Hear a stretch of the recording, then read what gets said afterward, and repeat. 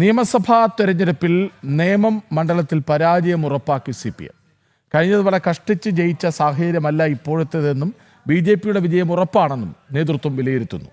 ഇത്തവണ മത്സരിക്കാനില്ലെന്ന് മന്ത്രി വി ശിവൻകുട്ടി ആദ്യം പറഞ്ഞത് അതുകൊണ്ടാണെന്ന് വ്യക്തമാണ്. പ്രജിത് മോഹനൻ ഒപ്പം ചേരുന്നുണ്ട്. പ്രജിത്ത്, കഴിഞ്ഞ വർഷം എന്താണ് സംഭവിച്ചതെന്ന് എല്ലാവർക്കും അറിയാം. അക്കൗണ്ട് പൂട്ടിക്കാൻ ഇന്ത്യയുടെ ഒത്തുകളി എന്തായിരുന്നു എന്ന് നമ്മൾ കണ്ടതാണ്. ഇതിപ്പോൾ നേമത്ത് മത്സരിക്കാനില്ല എന്ന് മനസ്സ് തുറക്കുന്നു വി ശിവൻകുട്ടി. പിന്നാലെ അത് എല്ലാവരും ചേർന്ന് പ്രയാസപ്പെട്ട് ആദ്യം ശിവൻകുട്ടി തന്നെ വളരെ പെട്ടെന്ന് തിരുത്തുന്നു. അതാരെങ്കിലും വിളിച്ചിട്ടാകുമെന്ന് ഉറപ്പാണല്ലോ. പിന്നാലെ MV ഗോവിന്ദനെ തിരുത്തുന്നു. അങ്ങനെ നേമത്തെ തെരഞ്ഞെടുപ്പ് ലാപ്പിൽ അങ്കലാപ്പിലാണോ CPM?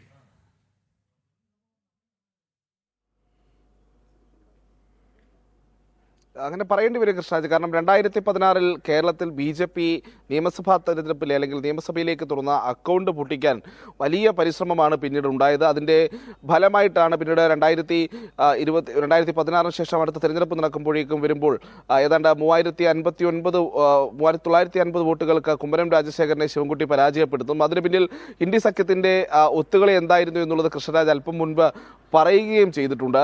അത് എന്തായിരുന്നു എന്ന് കേരള ജനത കണ്ടു. അതിന് പിന്നാലെയാണ് ഇപ്പോൾ വീണ്ടും ഒരു തെരഞ്ഞെടുപ്പ് കാലം അടുക്കുമ്പോൾ ഇനി അത്തരം കളികൾ നേമത്ത് നടക്കില്ല എന്നുള്ളൊരു തിരിച്ചറിവിലേക്ക് LDF പോകുന്നത്. ഒത്തുകളിക്കൊന്നും ഇനി സാധ്യതയില്ല എന്നുള്ളതും അങ്ങനെ ഒരു ഒത്തുകളി ഉണ്ടായാലും ശരി നേമത്ത് വിജയിച്ച് കയറാൻ കഴിയില്ല എന്നുള്ളതും LDF മനസ്സിലാക്കുന്നു, വി ശിവൻകുട്ടിയും മനസ്സിലാക്കുന്നു.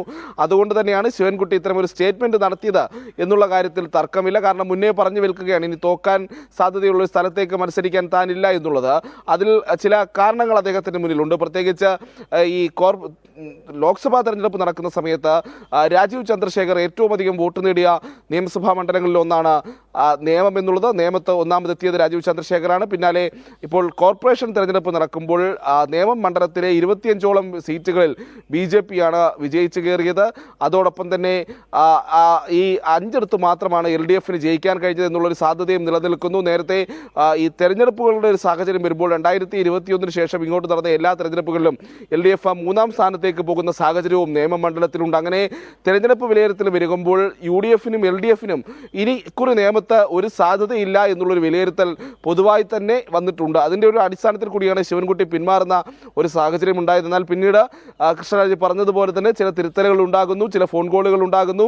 അതിൻ്റെ അടിസ്ഥാനത്തിൽ ഇനിയെല്ലാം പാർട്ടി തീരുമാനിക്കുമെന്ന് പറയുകയും ചെയ്യുന്നു. പക്ഷേ മുൻകൂറായി പറഞ്ഞു വയ്ക്കുകയാണ് ശിവൻകുട്ടി ഇനി മത്സരിക്കാൻ താനില്ല, ഇനി പാർട്ടി പറഞ്ഞ് മത്സരിക്കേണ്ടി വന്നാൽ തോറ്റതിൻ്റെ ഉത്തരവാദിത്വവും തനിക്കല്ല എന്ന് പറഞ്ഞ് കൈയൊഴിയുന്ന ഒരു സമീപനമാണ് ഇപ്പോൾ LDF സ്വീകരിച്ചിരിക്കുന്നത് എന്നുള്ളത് പറയേണ്ടിയിരിക്കുന്നു. കാരണം ഈ വരാൻ പോകുന്ന നിയമസഭാ തെരഞ്ഞെടുപ്പിൽ ഏതാണ്ട് 30-ലധികം സീറ്റുകളിൽ BJPയുടെ മുന്നേറ്റം വളരെ കാര്യക്ഷമമായി തന്നെ അല്ലെങ്കിൽ കൃത്യമായി തന്നെ ഇപ്പോൾ തന്നെ പ്രവചിക്കാൻ കഴിയുന്ന ഒരു സാഹചര്യത്തിലേക്ക് പോയിരിക്കുകയാണ്. തിരുവനന്തപുരം അടക്കമുള്ള സ്ഥലങ്ങളിൽ വലിയ മുന്നേറ്റം BJP കാഴ്ചവെക്കുമെന്നുള്ള കാര്യത്തിലും തർക്കമില്ല. അപ്പോൾ അടിപതറുന്നതിന് മുൻപ് നേതാക്കളുടെ പ്രതികരണം ഉണ്ടാവുകയാണ്.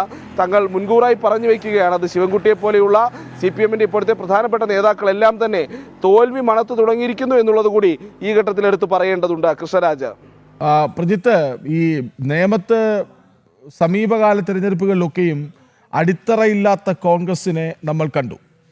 പക്ഷേ CPM BJP പോരാട്ടമാണ് കഴിഞ്ഞ തെരഞ്ഞെടുപ്പുകളിലൊക്കെയും അവിടെ നടന്നത്. ഇപ്പോൾ K മുരളീധരനെ പോലെ ഒരു നേതാവിനെ ഇറക്കി ജയിച്ചു കളയാമെന്ന് തീരുമാനിച്ചിട്ട് പോലും 3ാം സ്ഥാനം കൊണ്ട് തൃപ്തിപ്പെടേണ്ടി വന്നു. അപ്പോൾ നിലവിൽ നേമത്തെ രാഷ്ട്രീയ സാഹചര്യം എന്താണ്? ഈ രാജീവ് ചന്ദ്രശേഖർ മത്സരിക്കും എന്നുറപ്പാകുന്നത് CPMനെ അങ്കലാപ്പിലാക്കുന്നുവെന്നാണല്ലോ ശിവൻകുട്ടിയുടെ പ്രതികരണത്തിലൂടെ വ്യക്തമാകുന്നത്. ശിവൻകുട്ടി അല്ലെങ്കിൽ മറ്റാരെന്ന ചോദ്യം പ്രസക്തമല്ലേ?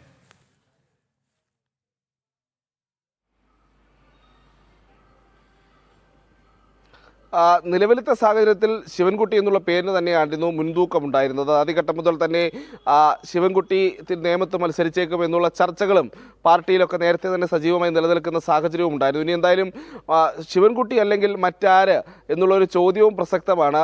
അങ്ങനെ നിരവധി പേരുകൾ CPMന്റെ ആയ സാഹചര്യത്തിൽ നിരവധി പേരുകൾ ഉയർന്ന് കേൾക്കുന്നുമുണ്ട്. പക്ഷേ ഒന്നിലേക്കും ഒരു സ്ഥിരീകരണം ഈ ഘട്ടത്തിൽ ഉണ്ടായിട്ടില്ല എന്നുള്ളതാണ്. എന്തായാലും ശിവൻകുട്ടി മത്സരിക്കാനുള്ള സാധ്യത തന്നെയാണ് ആദ്യഘട്ടം മുതൽ തന്നെ നേമം മണ്ഡലത്തിൽ ഉണ്ടായിരുന്നത് എന്നുള്ളതാണ്. അതിൽ ഉറച്ചു തന്നെയാണ് നേരത്തെയും CPM-ൻ്റെ ഒക്കെ ഒരു ചർച്ചകളും അല്ലെങ്കിൽ ഉൾപാർട്ടി ചർച്ചകളും ഒക്കെ പോയിക്കൊണ്ടിരുന്നത്.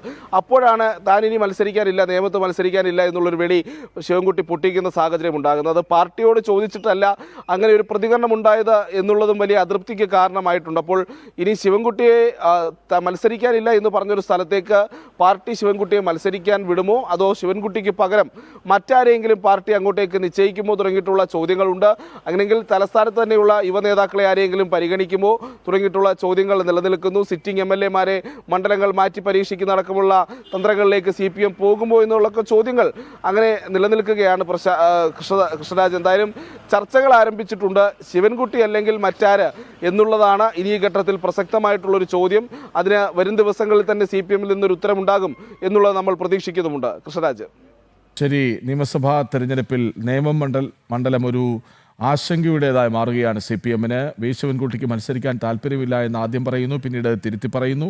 അത് MV ഗോവിന്ദൻ വന്ന് തിരുത്തുന്നു. അതായത് പരാജയ ഭീതി അടിമുടി വ്യക്തമാകുന്നുണ്ട് CPM നേതാക്കളുടെ ശരീരഭാഷയിൽ എന്നും വ്യക്തമാണ്. കാരണം അവിടെ രാജീവ് ചന്ദ്രശേഖർ മത്സരിക്കാൻ സാധ്യത ഏകദേശം ഉറപ്പാകുന്ന സാഹചര്യത്തിലാണ് CPM-ൻ്റെ ഈ പിന്നോട്ട് പോക്ക്, ആശങ്ക, അങ്കലാപ്പ് ഒക്കെയും പ്രകടമാകുന്നതും. വിവരങ്ങൾ നൽകുകയായിരുന്നു പ്രജിത് മോഹൻ.